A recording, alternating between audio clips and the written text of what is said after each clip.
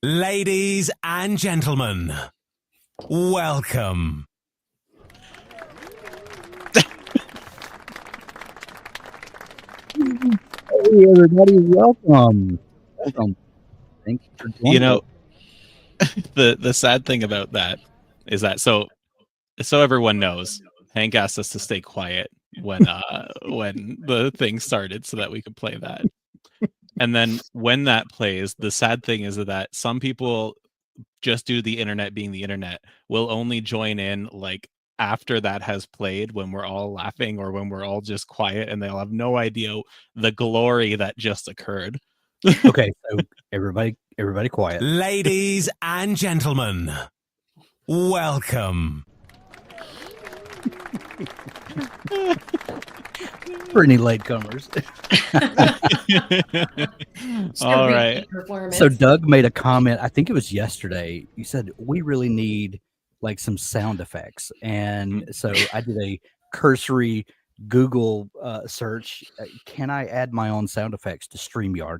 StreamYard is the platform that we use to do these live streams. Sure enough, there is. And I found some fun sound effects. Oh boy. All right. Lucky us. Yeah. And Jacob, the boss, is in the chat here to hear all of this, which is great. Stacy's also here. Hey again, Stacy and David. Excellent. We do make better use of our time, Jacob, than one might suppose watching this. So this is week 3 of our short story challenge. How are you guys feeling this week? I think Doug needs to repeat what he said to me after the sprint about how excited he is about this. Yeah, I missed the very end of the sprints. I had to run our 8-pound poodle who runs our household. Apparently, I had to run her outside before we started this, or else it was going to be chaos.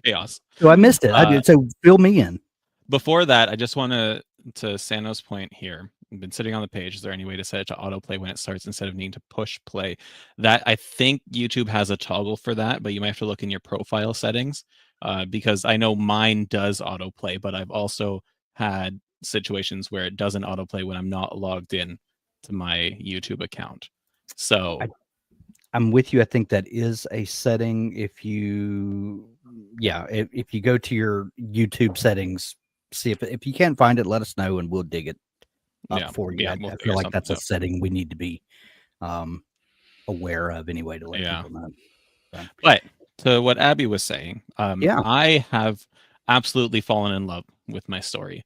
I got to this point, and I think there's this point in every story that I write where it clicks that like the imposter syndrome fades away, and I'm like, this is good. This is enjoyable stuff. And it happened to me today. Like, I've been enjoying it this whole time, but it happened to me today when I was typing, and I realized I was typing so quickly, but my heart was racing, and like the tension, I felt the tension. I'm like, if I feel the tension whilst going through the like act of typing and at the speed that I can type at, someone reading it is going to feel the tension as well. And that's what I'm going for, right? I want that hold your breath kind of stuff happening. So I'm very excited. And I shared with Abby some of the stuff that I cannot share on a live stream about a little gruesome factor that just happened. So we're at just shy of 6,000 words for my short story. And I'm just going into the climax, which should add another probably 1,500 words. So I think I'll even come in under the 8,000 mark. Excellent. So not to be that guy, but when I first started floating this idea in January, you two were He's being that guy. How do I put this delicately? We're not excited about doing this, but I will say that to your credit, you both went along with me, locked arms, and said, we're going to do this, even though we think we're going to hate it. And I said, trust me, you're not going to hate it. You're going to love it, and you're going to fall in love with a new form of writing. You're going to add tools to your writer toolkit that will help you from, and you guys have just been awesome. You have not only have you both written fantastic stories. I'm sure I haven't read either one of your stories yet, but I know. Thanks for giving us credit, though. Yeah. Well, yeah. I know you guys, and I know that you're doing fantastic work. So I'm excited to see. This week we're going to talk about editing our stories, and Jacob said I'm not finished yet, but Jacob, I do have on good authority that that you're pretty well through that first draft stage. Is that right? You have the shape of your story. Is that true? Release has progress, and he's made good progress. Yeah. And so a little behind the scenes for folks. Jacob, our great leader, the founder of Dabble. I give him a lot of flack in our video calls because I'm trying to keep him up with his writing, because I know he wants to write his book. And as someone whose job is to help people write their books, I'm gonna give it to the boss.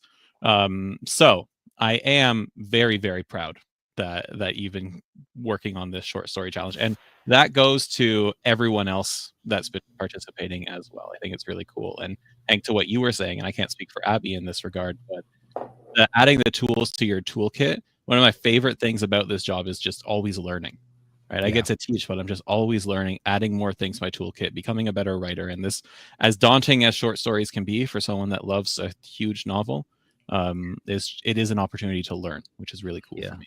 So that was the thing that was holding me back too, was I also love a long novel and a lot of space to explore and play and figure things out. And then here you present us with, hey, why don't you be brief? And I'm like, that is not a word in my vocabulary. And so I was a little nervous about it, but I mean, I'm learning now that I can. But it is actually really cool, some of the differences with short stories and novels as well. I mean, I kind of appreciate them now a little bit more. Yeah.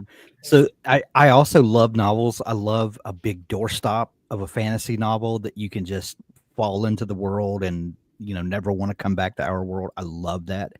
But there's something completely different about short stories than novels. And that's something that when you try to explain to someone for writers, words fail you until you experience it. You can't really convey, when that magic happens in the writing. And I think both of you have experienced that in the last couple of weeks, which is exciting. But I think you would agree, like, it's hard to conceptualize why it's different and when the magic happens. So I have a whole bunch of slides made for today, but we'll probably dip in and out of them. But I'll just pop these up for a second. So how did the drafting go, and what challenges did you face? Have you guys run into anything? Has it all been sunshine and roses? I know you both are finished with your first draft, and or Doug, you're very right close at it, but you have the shape of your story. I think that's safe to say. Oh yeah. Yeah. So, any wins to share from the first draft, and any, have you run into any roadblocks or things that you didn't expect or maybe wished would have happened differently? Abby, I've been gabbing a lot, so I'll let you go. I'm still just trying to see if I did it right. Because we talked about those like unresolved endings, ambiguous endings are okay. That's right. That's a word, right? That's a really big word for ambiguous. Ambiguous. Yeah. Okay. Thank you. Not real good with words sometimes. It's easier to write them. Yeah. Actually, when they try and come out my mouth, sometimes there's some weird hiccup, but I tried to do that in that I didn't completely resolve the, I resolved the emotional arc, but did not necessarily show the entire resolution, because I left it sort of open. Yeah. So that the reader could decide what happened to the friendship. because the heart of my story is about what happens when you outgrow a friendship, which I think is something really difficult for middle grade, kids, middle school kids in general. That's something that they have to think about. They're faced with oftentimes for the first time. They don't know what to do. Right. And so I let the main character sort of come to terms with the fact that she had outgrown the friendship, but then I didn't show, did they become friends or did they go their separate ways at the end? Because that wasn't the important part to me. The important part was that she realized it's okay. Like, this friendship has sort of played its course and it's okay. Well, I'm afraid now that while that makes sense in my brain, does it make sense on the paper? Like, is that going to make sense to the reader? And is it satisfying enough what I've written? Because then the twist at the end that I decided to go with was the fact that the cursed object, the trapper keeper in the story, doesn't get destroyed, and the janitor picks it up. But it's anger that activates it at the beginning of the story when Daria, the main character, says middle school sucks, not sometimes, like all the time. All the time, yeah. And at the end, when the janitor picks it up as he's cleaning up the mess that happened because of the final battle with the witch and the trapper keeper and all the things, he says, this job sucks. So, like, to me, that's a good short story ending. The full circle. But because it's completely like disassociated from the actual main character, I don't know that it works or not. I mean, I feel like it does, but like, it gives me like old school Goosebumps TV show ending. Like, that's the exact 80s, 90s. Yeah, right. And very, very middle grade, very, that's like, for me, the perfect, because I often visualize my stories as like a TV show or a movie, right? And so that kind of ending, I love. Yeah, I do. I'm thinking, sorry, go like, Encyclopedia Brown goes to the Twilight Zone. That's kind of the vibes I'm getting. Yeah, different generations of the same kind of style. Right. So, like, all that to say, I attempted something outside of my comfort zone, and I don't know if I nailed it. So I feel like revision now is the place where I can make what I intended with the story to, like, shine. Yeah. Well, Jacob posted a comment here. It says, feels like an adult janitor saying it isn't as good as a middle schooler. Have you been to middle school? You tried different endings to see how they feel? No, I haven't, because like, maybe try it from the janitor's perspective. Maybe try to find a way that an unrelated student finds it or something, and see if it has a different emotional reaction, or if it, I don't know, that would be something to try. But yeah, I can see how the janitor is a full circle moment. I don't know, it would be something to try and see. He says it, and then he's angry too because the principal told him he had to start keeping his receipts, and he's like, I'm not a bookkeeper. And he puts his receipt for a new broom, which, by the way, because we're all such nerdy writers, I made an invoice so that I could add it into my story, like, as an image. So he puts it into the trapper keeper and he closes it. And then when he shuts the door to the janitor's closet, which still has the trapper keeper sitting on the shelf, a brand new broom appears in the corner. So whatever you put in the trapper keeper is going to come out. And so what kind of magical shenanigans could a new broom evoke? I like that. And then you've got anger showing up again. Like, he's mad, angry, and so you've got this recurring theme. Nothing good is going to come from that broom. Right. I mean, yeah. We've talked about theme in past shows, and I think I've said that I almost never think about themes before I write a story. Always do. But they always show up, like in the reviewing and the editing process. I always see a theme that has arisen in the writing, and it's whatever my subconscious mind is dealing with at the time, I guess. But were you thinking about theme going into this, and were you 100%. looking for places to integrate that theme It's into? not so much that I look for places to integrate it as I let that make the decisions for me in the story. Okay. So that I'm choosing pieces and reactions that sort of play into that theme that I'm thinking of. And a lot of times I start with kind of a theme, or like I always call it the bumper sticker, my book's bumper sticker. Yeah. Like I start with it in mind, and usually by the time I end, I've tweaked it just slightly because of what I've discovered as I write. So like this time when I went into the story, so when I was young and in middle school, my mom used to always say all the time, to have a friend, you have to be a friend.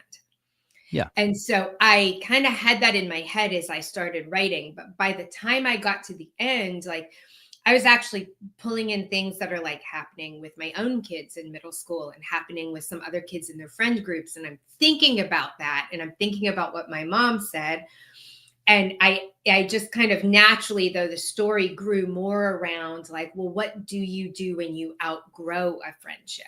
Like, how do you gracefully bow out without there being hurt feelings? And so I let that sort of be like the core, the heart of my story.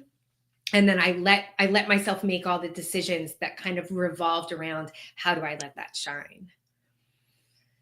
So. Gotcha. Doug, do you think about theme from the beginning, and how do you if you do, how do you integrate that into the story? I tend to, I feel like I've written about this somewhere, but I tend to think about like a theme topic. I like to differentiate between theme topics and themes, where themes are like the actual message that you want to share. Like, you know, if the power of friendship can get you through anything. And the topic is friendship, right? So I'll often think about the theme topic before writing a story, and then the actual theme, the message I want to share, will develop as the characters go through their things. And so for this short story, for example, I didn't even necessarily know a theme topic, but I knew I wanted the mall to prey on these big flaws that each of the characters have, and their demise is going to come about specifically because of their flaws. And so that has evolved pretty naturally throughout the story, and that's one of the things that has got me so excited, is that I'm typing and I'm like, ooh, this just happened, and it's exactly what I want to happen based off this flaw. And that's really cool. And so I don't know, like saying don't have big flaws isn't a theme, right? But each one of them represents a specific smaller message about the dangers of these particular flaws. So yeah, but then when it comes to like a novel, I think more about that theme topic and how arcs can represent it, and sometimes even represent two sides of the same topic to juxtapose them to make it more effective. Gotcha. I'm going to pop up one of the slides here that I had prepared for today. Part of the revision process is strengthening character and theme. Character arcs, and we've talked about this a little bit. Does your protagonist change in a meaningful way? I think, Abby, I think you and I were talking about this one day, that sometimes in a middle grade story, the character doesn't have a huge growth arc. Have you guys thought about how your characters have changed from the beginning? My story in particular, my protagonist has a huge change. He begins as a character who feels like he is out of place and out of time even. And by the end of the story, he solves that. And I'll just kind of leave it at that. But he has a major change, and then even becomes part of the process in an interesting way, and brings another character with him.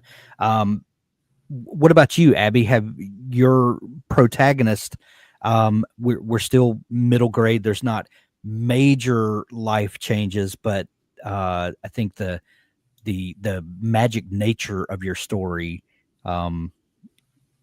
brings about some interesting change. What about your character arc?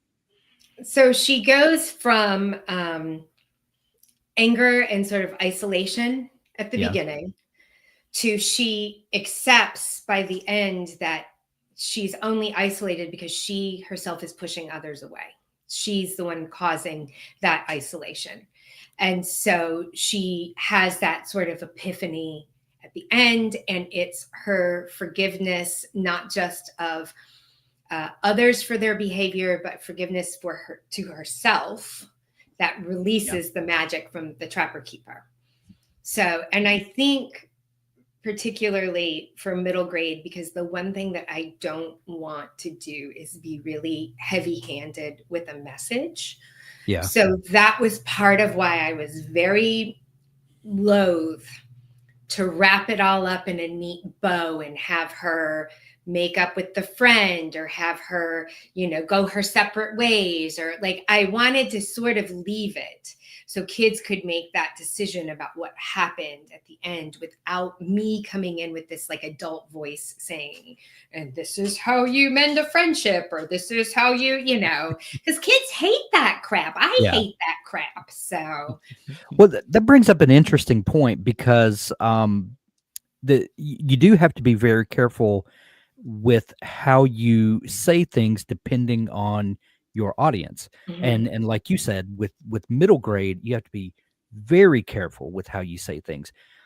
But when you say that out loud, it gets you to thinking nobody wants to be condescended to. Even an adult writing to other adults.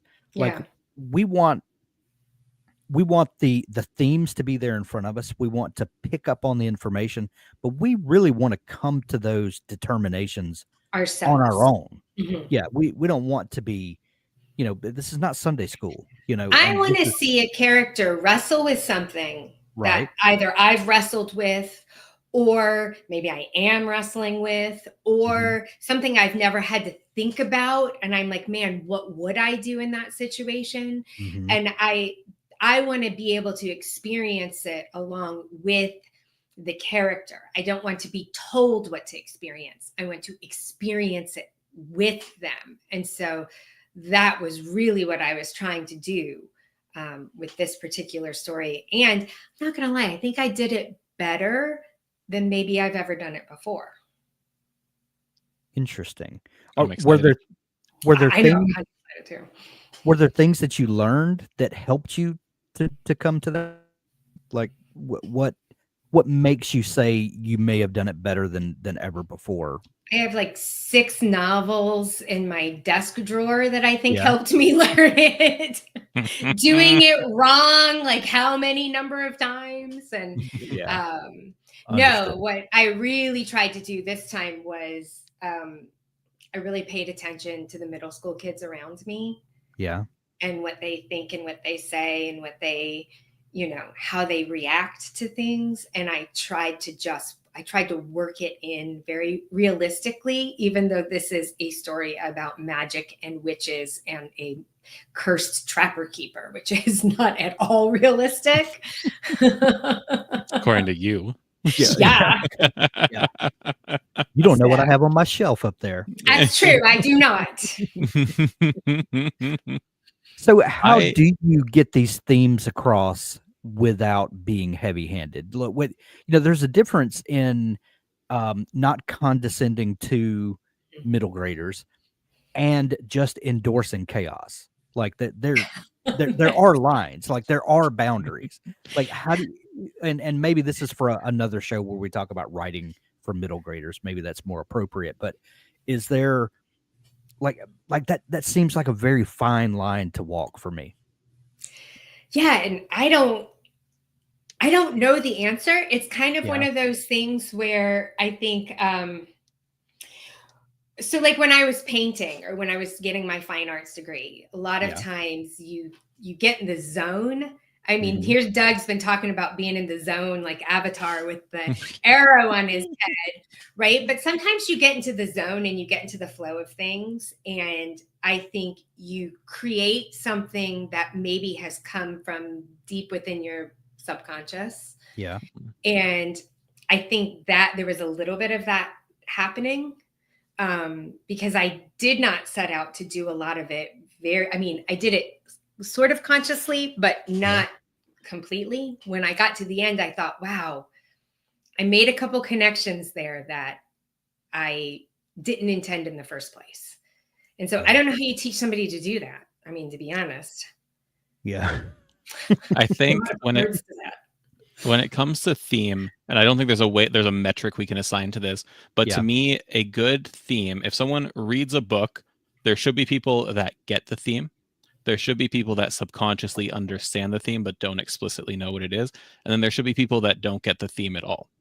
Because if you don't have, it's still a good story. But it's still a good story, right? They still enjoy it. And if you don't have all three of those camps, then I think you're being either too heavy-handed or too light-handed with your theme, and something's gone awry somewhere. Because if everyone explicitly knows your theme, if you state, friendship beats everything, then that's not fun. That's gag worthy. But if you don't sprinkle in enough that people can understand that friendship led to this victory, or that a book club can sit down and say, here's the theme of this story, then you haven't put enough work into it if that's what you want to share. And I think even if you don't want to share, like if you don't go in thinking about a theme that you want to share, I think all stories eventually develop a strong message. Otherwise, why are you writing the story? Yeah. I mean, you've got something there that you're trying to say with every story that you write. Like, what are you using your voice for? I mean, I said that all the time when I was working at the art center. I'd get so mad with some of these artists and their abstract paintings. And I'm like, I mean, are you just having fun with paint? That's cool. Then just say it. But I'm like, but what are you using your voice to say? And I think writers do such a fantastic job of using their voice to say something, even if it is just having fun. Because I've written those stories too that were just fun, and there was no really big character arc, So what are you intending in the first place? Well, and I think this is a great place where short stories shine, because even when you've written a number of stories, and there does become a point where commerce enters the discussion, where we write that dirty word. Well, it is what it is. We all want to sell stories. We want to earn something for our work. I think that's completely appropriate. But I have never met anyone in all of the years of talking to writers who got into writing to make $1 million. Now there have been plenty of people who have done that, but that was never the initial goal. Everyone got into writing because they thought they had something to say, and then success is a byproduct. That happens if you do it well and if you're lucky, and all the things. But yeah, that's you should find a way to use your voice. That's what we all started writing to do anyway. So, and maybe that using your voice is just to tell entertaining stories, and that's completely appropriate. 100%. But be honest about what you're doing. I think that's what you were trying to say. And I think when you're honest about what you're doing, you unlock something that makes you do it better. Yes. So. Yeah. Okay, Doug, what about your character arcs? How are your characters faring? And now that you're getting not well, well, that could be said for any of yours. I do before I talk about that, because something really cool happened with this short story. But Jacob's saying here, writing's not the industry you go for to get rich, just saying. And to that, I say yes, generally. I think, Hank, you've said a couple times in previous shows, there are much easier ways to make good money than writing. And to that, I wholeheartedly agree. But there are also very successful. But that is not to say that it's not worthwhile. Yes. Right. But what I'm trying to say is that there are people who fully embrace, especially indie publishing, who tackle it with combining their creativity and a business, like entrepreneurial mentality. And they're publishing, 4, 5, 6 books a year, maybe more, and they're loving it, and their books are good, and they're making a good income off of it. So you can do it, but as Hank, as you say, there are much easier ways to make good money than writing. Every time, let me just interject this, Doug, and I promise I'll shut up and let you say what you've got to say.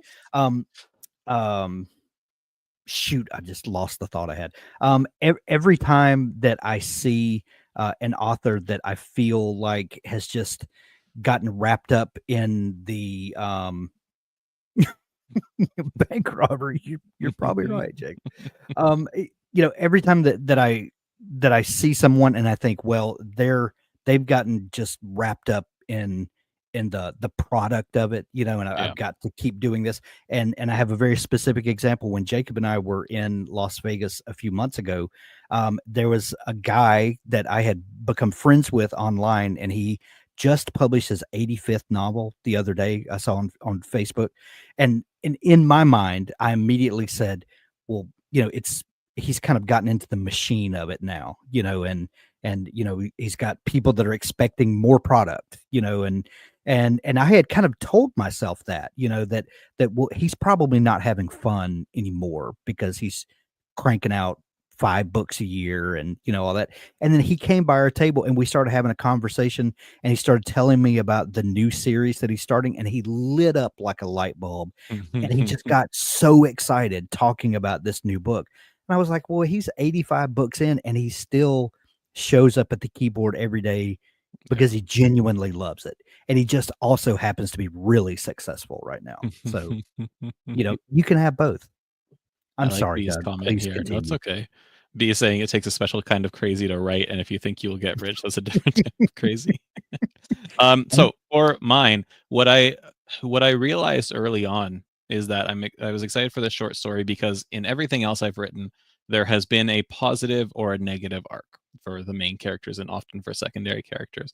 For this one, my protagonist Alex, she realizes something. Like she has a realization by the end of it, but it's too late. She realizes as her friends start, getting knocked off, it's her fault they're in the mall in the first place. She says, this is my plan, this is my fault, and it's her flaw is her pride, right? She thinks she's great at everything. She can do no wrong, and so she starts to realize she has done wrong and that her pride has gotten them into this situation.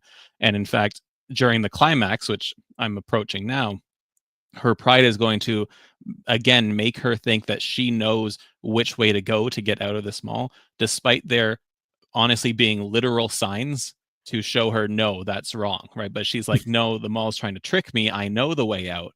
She doesn't know the way out, right? But she learns that if she had just listened, if she had been a little more open to other people's opinions, then she would have been fine. But that's then, kind of a cool twist with the mall actually showing right? her not listening. So I'm debating between actual signs because that's super apparent. But what I think I'm going to do is, some spoilers. I have these mannequins throughout, and they become more and more prevalent until the mall is like brimming with them. And so we think that they're these evil, creepy things, right? Because they shouldn't be there. They shouldn't be pointing at you. They shouldn't be facing you. They shouldn't be making noises.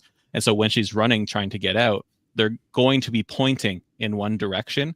And she's going to be like, no, obviously I'm not going down that way. I'm going to go this way. But then just before she's gone forever, she's going to see security footage, like the security desk or whatever, with the cameras, and she's going to realize that the mannequins are actually people trapped, trying desperately to get her to go in one direction to save her. So that's the end of the story. So flat arc for Alex, but she learns, transformational arc, I guess. She doesn't become a better person because she doesn't have the chance to. If she could escape them all, perhaps, but that's not how her story goes. So of course not. And I find honest, no one ever escapes your stories, do they? So my dark fantasy series will have a happy ending. But when I was doing a little bit of research for horror short story writing, and I've read a lot of horror shorts in my life, they rarely have, they might have a happy ending, but they often don't. And even when they do have a happy ending, it's not associated with a positive character arc. It's either they've had to do some terrible things to just survive, or they've had this realization and then it's over for them, right? And that's new territory for me, and that's one of the reasons why I was so excited to do this for characters specifically. Gotcha. An interesting thing happened in my story. I think I've said that I began with my tent poles, like we talked about, kind of these 5 elements of the story that keep me on track, that keep the story moving through the 3 acts. And in my mind, the story had a very specific ending.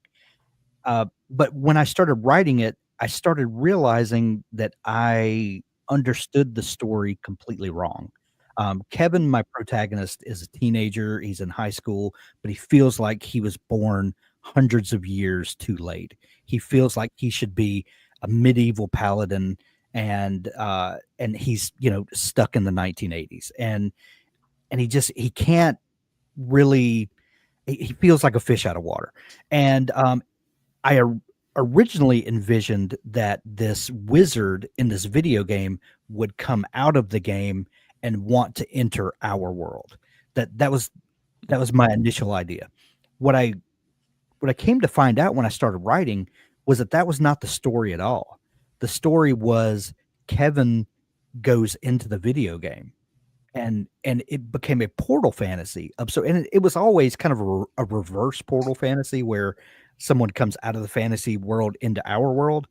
And I realized in the writing that was not the resolution at all. So even though the ending still the ending changed, but it still hits I don't know how to say this without just completely giving everything away, but the ending's kind of reversed, but and by doing that, I feel like the emotional impact is so much greater, because there's a subsequent scene that's only about 400 words long, that at the end of that's the final summation, and you see the same video game cabinet 20 years later in someone's private collection, and it comes to life, and this girl starts playing it, and then she is visited by these 2 characters who are my wizard and Kevin, who have come and invite her to the game. And it's nice. Kind of this whole thing. So in the writing, because I did hold my outline so loosely and just went with the tent poles so that I stayed on track, but it still left me a liberal amount of room to weave in and out of there and to kind of let the story take shape. It changed in a lot of ways while still staying on track. Did you guys experience anything like that at all? Did your endings change from what you originally envisioned them? Did you guys experience anything like that at all? I told you I kicked my tent poles down and collapsed the whole tent about halfway through the story. I mean, now both of you all, I've heard both of you say that this was more of a pantsing opportunity than you are accustomed to, which was actually so much fun. I mean, like, I hate to admit that because I'm always like, no, you need to have some sort of plan, and you need to think before you write, and you need to do all these things. But it was so delightful to just be like, I generally know where I'm supposed to go. Let's just do this. What about I feel you, like Doug? For me, the tent poles remain pretty firm. And that, that's the plotter in me, like those, I'm writing within those guidelines, because like I put a lot of thought into them as well. And I went beyond just a couple notes for each one. So I had a pretty firm idea, and then I'm pantsing within that and exploring within that, and smaller details will change. And but Julian, one of the characters, was always going to get trapped in a fashion store because that is tied into who his character is, right? But then the details of how that happened changed even today as I wrote it during our sprints. But the structure stayed the same. The route, as we've often called it on a road trip, stayed the same. Right. So that we talked in the beginning about all of the different ways that writing a short story is beneficial to a writer to help you,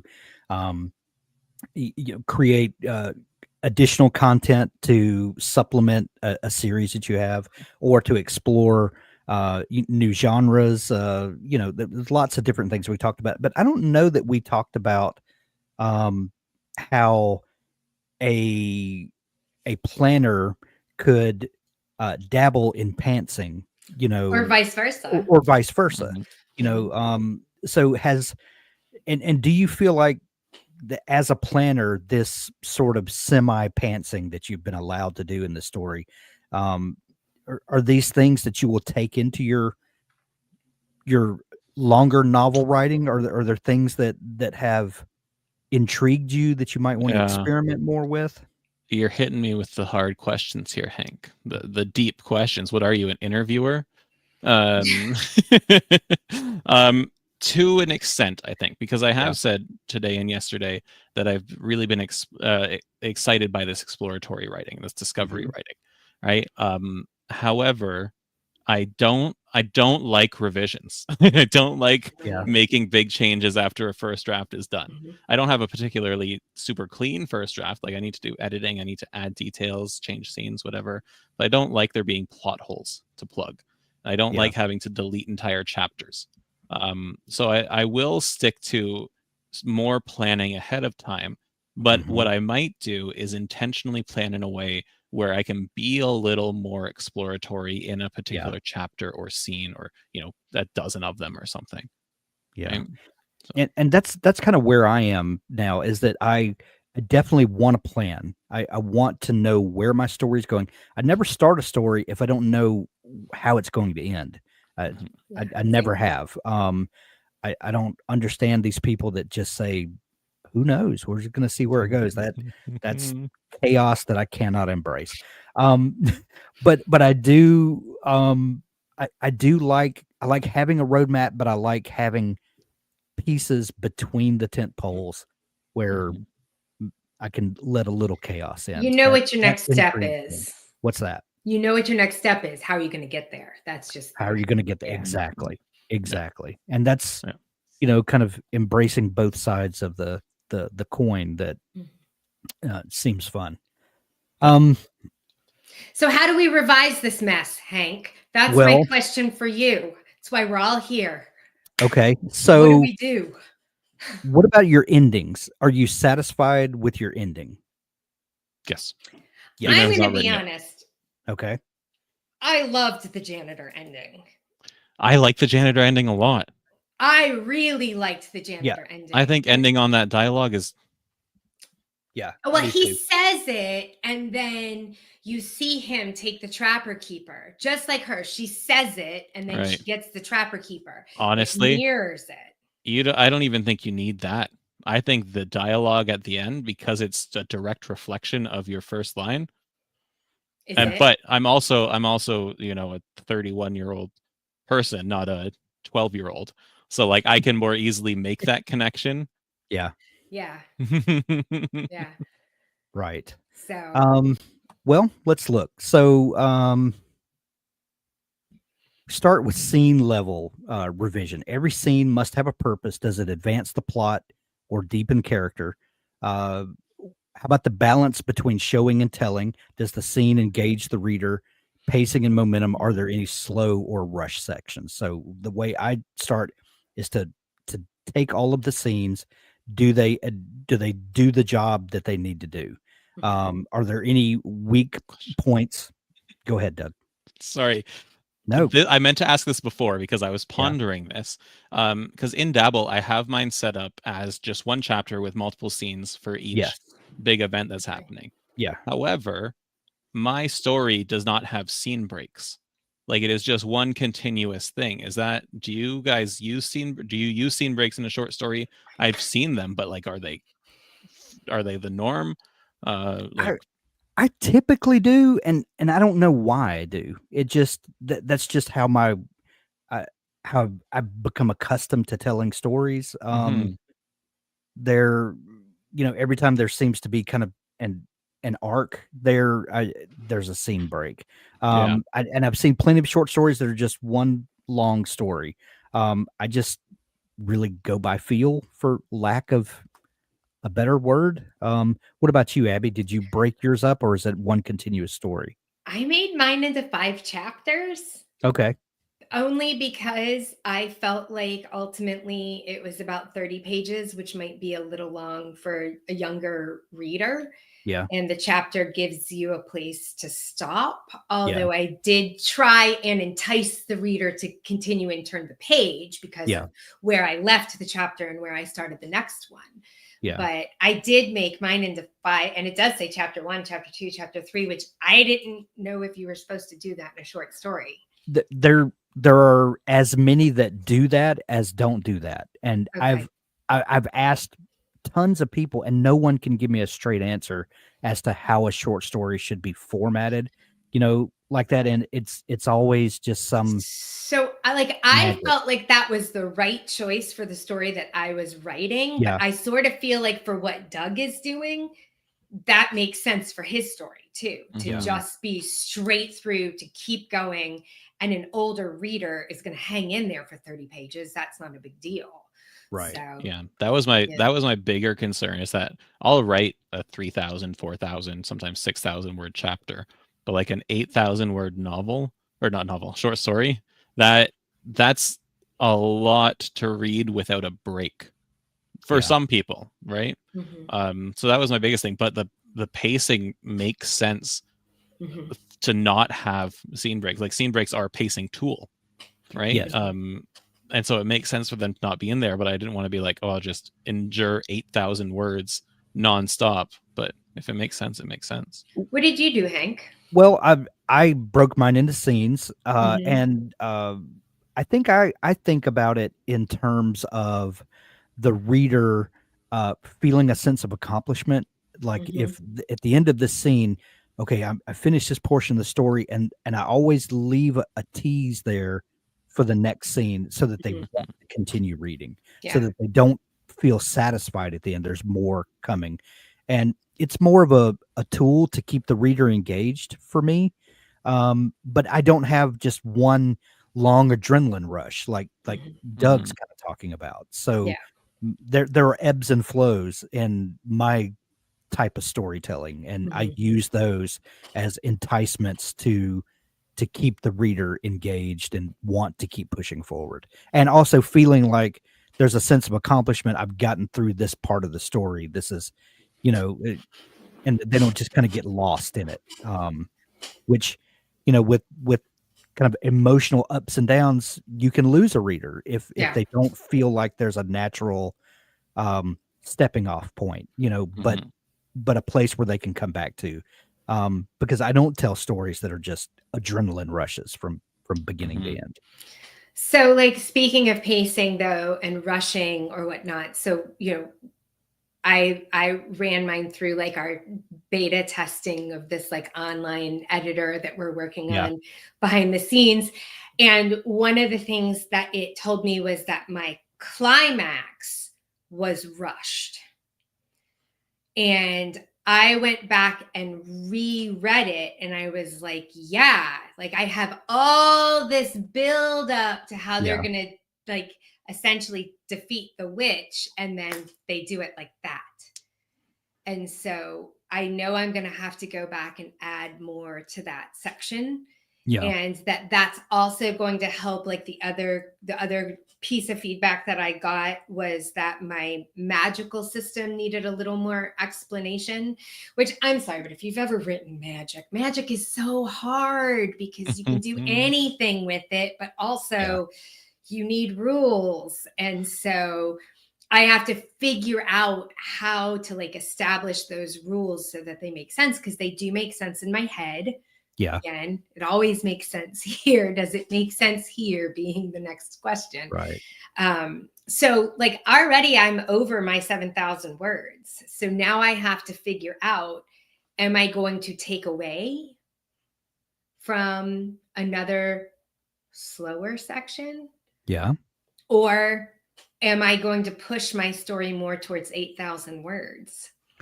Well, I think this would be a good time to start at the beginning and go through scene by scene, and just take off your writer hat, put on your editor hat, and does this scene accomplish what I need it to? Is it moving the tension forward? Is it pushing my characters forward?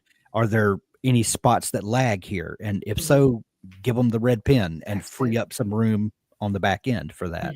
I think that's just what you have to do at this point. Go back with a critical eye and start looking for places that lag, or you even get down to sentence level. Are there, if there are 3 sentences here, can I replace these 3 with 1, with 2 or 1?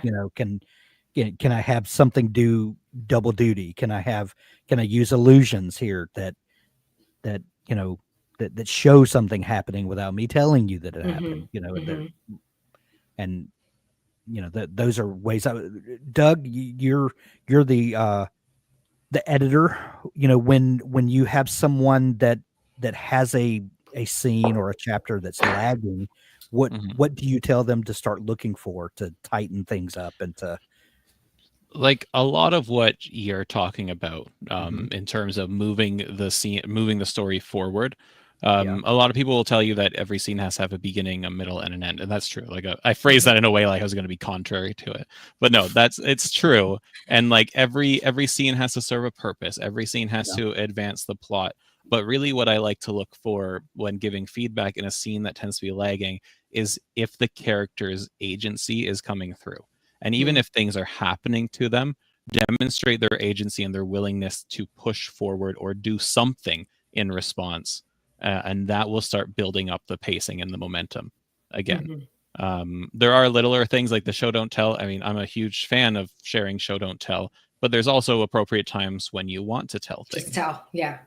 And like even in this one in particular, one of the things I noticed today is that in our first episode of this challenge, Hank, you were talking about the economy of language and writing, and I found I used like a couple telling lines intentionally today whilst in the sprints because it was so much more economical to do it. In a novel, I could have taken a whole scene to talk about the backstory of this friendship that they have, and how they bonded together and how they grew up without money and whatnot. But 2 sentences did the same thing and kept the pace going, even though it was telling. So it's cool. I thought about just throwing in an adverb here and there and not worrying about it is what I told myself. I use so many adverbs. I try not to. I remember doing not to get us off topic, but a show don't tell workshop for Dabble Premium, and talks about how Stephen King says adverbs are the worst thing in the world. And in the quote, when he says that, he intentionally uses like 7 adverbs or something. Yes.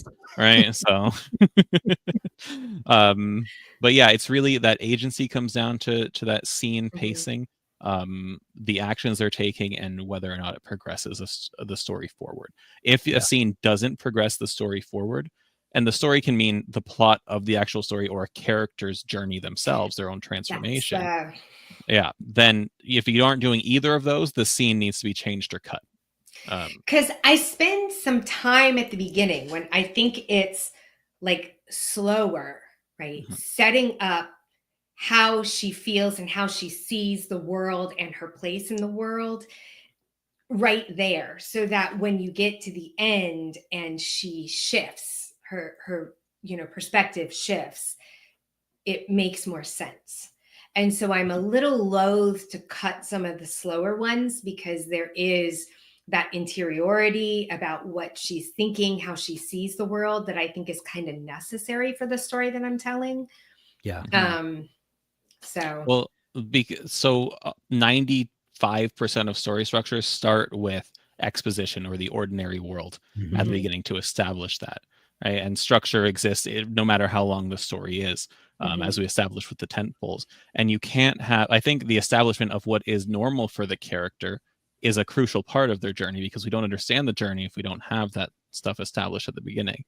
So that's not to say there isn't any room for trimming stuff up. I also feel like my start is slower as I'm establishing these things and as they're just exploring them all. But that kind of stuff is necessary for an effective story. Yeah.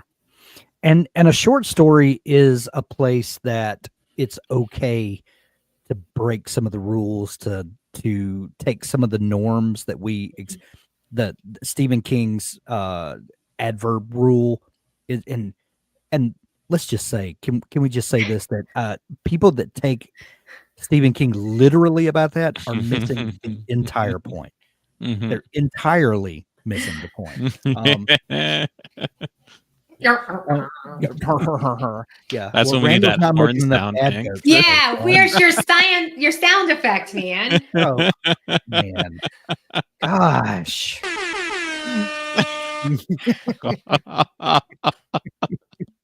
I've got to get quicker at clicking over that. Yeah, my bad. But this is the economy of language is kind of the most important thing in a short story. Getting to the point. We want to see the growth arc or the experience arc of your character above everything else. Mhm. Then it's kind of the hierarchy of the grammar rules that we're dealing with here. And in a short story, we want to get to the point and we want to hit that emotional punch at the end. That's our main goal. And then everything else kind of falls under that and kind of falls down from there. So if so go scene by scene and take a critical eye and look for places that you can kind of apply that economy rule to those scenes. Can I do double duty with this or that, and see if you can free up some space. And then from scene level, go more granular, go down to sentence level. And am I keeping up my pacing? Am I moving the story along? Am I doing what it needs to do? And always with an eye toward that ending. Mhm. And is if I'm going toward this, is this scene moving me toward that, and is it going to set up that twist, that emotional landing? And every scene should be going toward that. So that's what I would recommend going forward. Another thing, since you mentioned the kind of beta editing thing that we've been playing with, is that it didn't give great input or advice on the setup and the opening of stories. It wanted more backstory. It really wanted you to start off like a novel starts off, and Mhm. that's kind of the antithesis of short story writing. So it didn't really do a good job at that. Have you guys learned anything about story openings from this challenge? And have you gotten anything from that will move into your novel writing, do you think? Because I for one have really benefited from getting to the point, like not necessarily skipping exposition, but finding ways to get into it. And then if I need to bring some exposition to add color and flavor and to give people more, I can do that while also getting to the point. Like, one of my big flaws in my early writing was getting to the point. Give people a reason to be here. And short story writing really helped me to understand like get people into the story, and then you can start dabbling in some of that stuff, but get to the point. That was a big thing for me. I think one of the things that, sorry, Abby, go ahead. No, you go. Okay. One of the things I want to try to do a little more is more, not overtly, but tie the ending back towards the opening. So it's, in my head, it's a little tougher, because with this, say it comes out to 8,000 words, the ending being a direct juxtaposition to the beginning makes sense, because you can remember both if you read this in one sitting. My novels are 20 times as long as this story is going to be, right? Sure. So, like, does it have the same impact?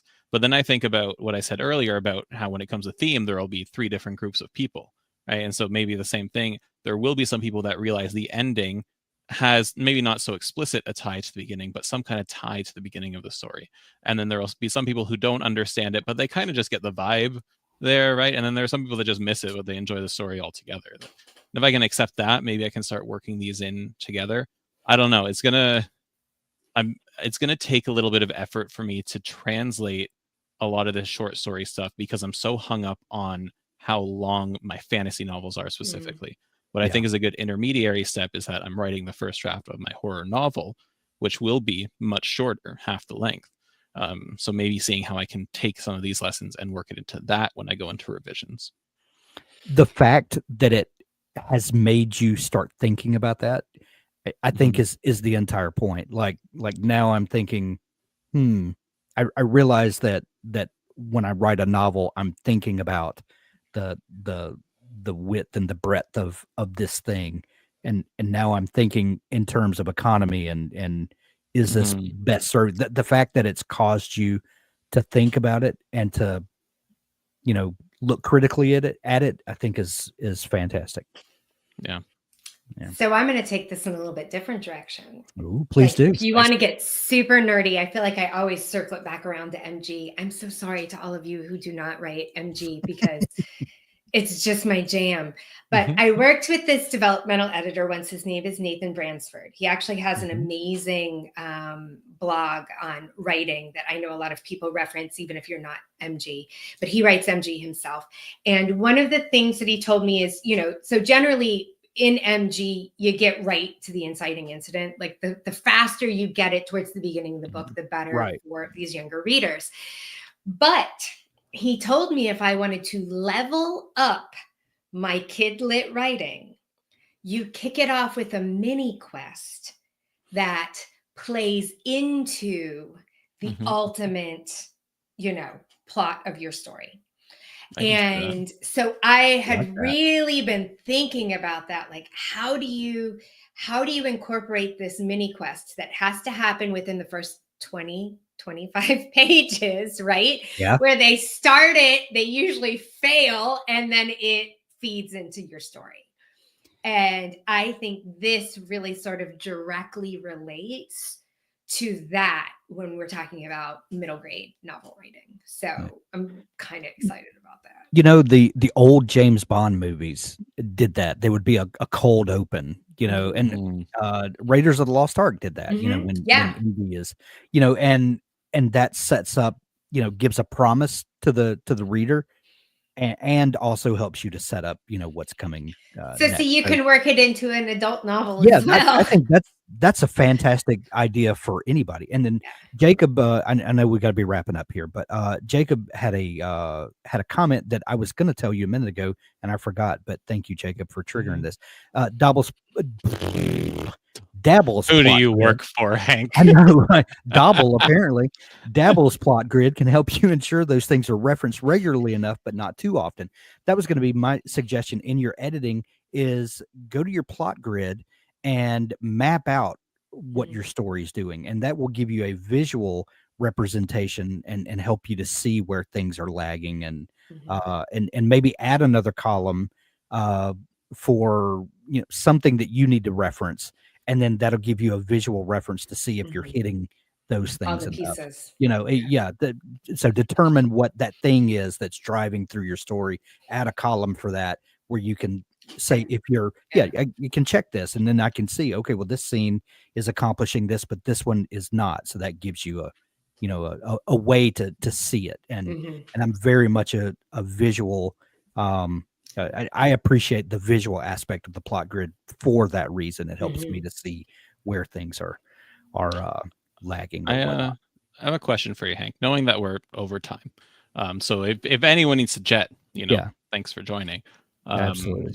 But so first, shameless plug, because this is relevant. At the Storycraft Cafe, we have a free course about how to create a revision plan for your novel. Okay, so go take that, make your revision plan. It's an excellent course, and I don't just say that because it's my face you'll be seeing the whole time. But I know how to revise a novel. I can make a very good revision plan for a novel. How does it differ? As someone who's written many short stories and novels, Hank, how do I differentiate, or what's the difference between editing a novel and editing or revising a short story? Well, I'm glad you asked, because I actually have 5 slides that I prepared for the difference in revising a short story and a novel. And I'm going to post those over at the Storycraft Cafe. I'll post them this afternoon. And can you give us a brief intro, though? Like a brief. Let's look at here's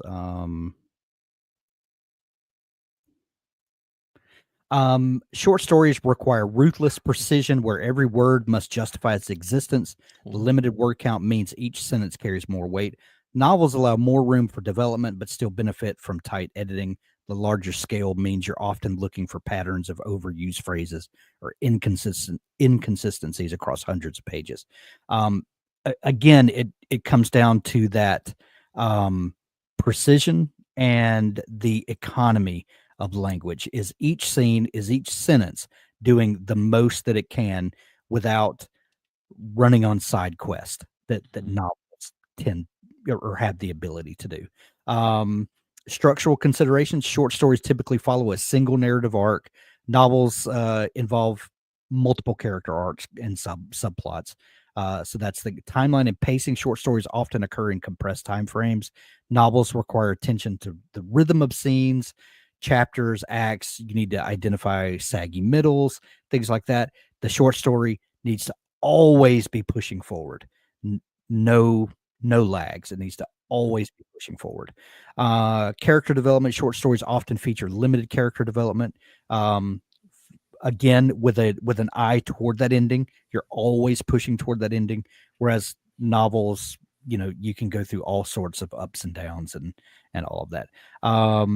Short stories can often be edited in a few passes. Novels typically need to be broken apart and looked at how all of their disparate pieces work together and all that. And I've got some other stuff that I'll post with that over in the Storycraft Cafe.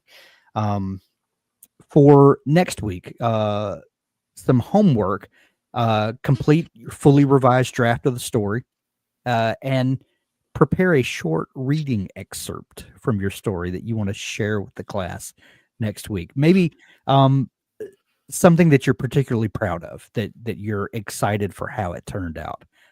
Maybe 250, 300 words or so, a page or so that you want to share. And then also think about what you learned about during this exercise and, how you're going to incorporate that into your writing going forward. I think that'll be fun to talk about next week. Do we have a few minutes to field a couple questions? Absolutely. Let's do it. All right. Well, we can't skip out on Jacob. The short story has a fun and game section in the middle. Oh, yeah. Does that still count as pushing forward? If it is serving your ending, then yes, it counts. If it is a fun side quest that doesn't serve your ending and doesn't ultimately satisfy the emotional arc you're going for, I would say leave it out, even if it's fun. Maybe that's like the worst answer ever. I know, even if it's fun, I'm like, that's why we want it. It's so fun and games, I believe specifically is from Save the Cat, right? It's a beat within the rising action, and one of our temples is rising action, right? So I think there is a place, but if it serves your ending, if it's just a side quest that does not have any bearing on your ending, I would say find a way for it to serve the ending. Yeah. And I don't want to be the guy that says no fun in games. What fun, especially to the boss. Especially to the boss. I would just say that if you're going to use it, have it serve your ending. Yeah, there is. So there's a section in my story, and he said it does serve his ending. So perfect. Good job. So I have something like fun and games in mine. I'm trying to find it so I can read the exact thing, but it's essentially like, if this was a novel, I would have like a whole chapter dedicated to them running around the mall, trying on clothes, stealing sunglasses, eating food, whatever, having fun, doing kids stuff, right? Yeah. I still want that to set the scene because I think that's important before everything goes awry. But in mine, that chapter has become a 3-sentence paragraph, right? And I think am I still okay, Hank, with with 3 sentences? Okay. Yeah, because that goes towards setting your scene, which ultimately serves your ending. So, I really want Hank to have a Ken Jeong soundbite where he's like, I'll allow it. Make a note. I'll allow it. All right. Any other questions that we need to pop up? NJ said, so this is back to our earlier one. Do short stories get chapters? I'm unclear on that point. Mine has it. And mine doesn't even have scene breaks. So I think it depends on the story. Yeah, mine does. I think I have seen breaks in this. I have a couple of published short stories that actually have chapter breaks.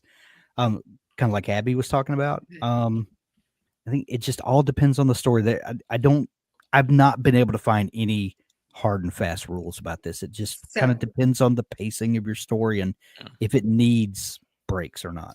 So the answer to that one is you do you, boo. Exactly. And NJ, you had another question about historical morals and stuff that I think is a little too complex for us to get into at the end of this show, but you can post it in the cafe and we can chat about it there, or we can chat about it in another show. Wait, what? Historical morals? Because I totally went down the rabbit hole of historical research. So, like, we'll chat about that in the cafe. Yeah, good cafe conversation. Does that need to be a fireside chat? Maybe. Honestly, it could be. Because we need to do a fireside chat. We haven't done one. I had a couple ideas for a fireside chat as well. We'll reconvene as the marketing team and figure out what we want to do next. Haley also asked early on in the show, less of a question, but I'm struggling with what kind of voice I want for the story. Any advice on voice for short stories? Well, I mean, my online editor told me I had done a good job with my middle school voice. So, like, I knew I needed that one. But, you know. Yeah, I think it all stems from having a strong character. And short stories tend to be one viewpoint character.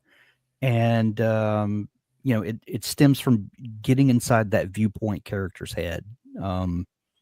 You know, it's one of those things you just kind of have to try and see where it fits. I always name my narrator. Yeah. Like in my head, I name it, or I give it a voice. So like I wrote the book that was sort of like Charlotte's Web meets The Borrowers meets The Dukes of Hazzard, and Waylon Jennings is the one who narrates it, just like on Dukes of Hazzard. But I feel like that helps me define a voice because I actually have a voice in my head that I'm trying to sound like. Does that make sense? Well, and that again gets into the difference in first person and third person narration. And is this an omniscient narrator who then is another character in your story, even if it's not explicit? It is another character in the story. Or are you experiencing this world through the eyes of your character? And then the voice is going to be specific to that character. And that's where you need to explore what makes this character tick. That's where their voice is going to come from.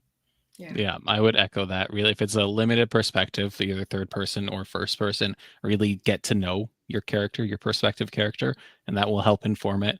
If it's omniscient, honestly, and I'm not someone who writes omniscient, but I'd say have fun with it. Like go wild, because it's a short story. You're not committing to a whole novel of this. Exactly. Play exactly. I mean, that's you the got beauty 8,000 words to waste. You know. Yeah. I've wasted that on novels that didn't go anywhere. You know. Yeah. And quite honestly, there are some narrative voices that can be that in novel format in that long of a work would be atrocious, would be so painful to endure. But for something like a short story, you have that the luxury of it being short, and so it's a limited thing, and I think it can work really well if you get a little wild with it. Yeah. And share your work section. Okay. That's where I was going to ask Abby, where would you like for people to post questions or questions you can just put in the main all things writing feed. Okay. Yeah, but if you want to share something that you've written, you want people to read it, stick it in, share your work, and put at the top, this is from my short story from the challenge. Excellent. Yeah. Is that where we should share our 250 wordish scene for next week?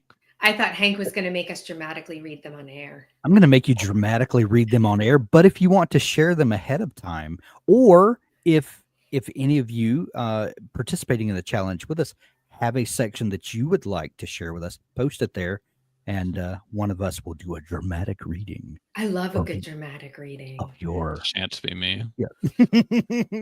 We don't all have Hank's voice. Yeah. Or a Canadian reading, whichever. Well, we are well over our 1 hour limit, and thank you all for joining us. Take this week and polish up that story, and let's see what we can come up with for this final push to the end. Abby, Doug, thanks for joining me. Thank you all for listening. Thanks.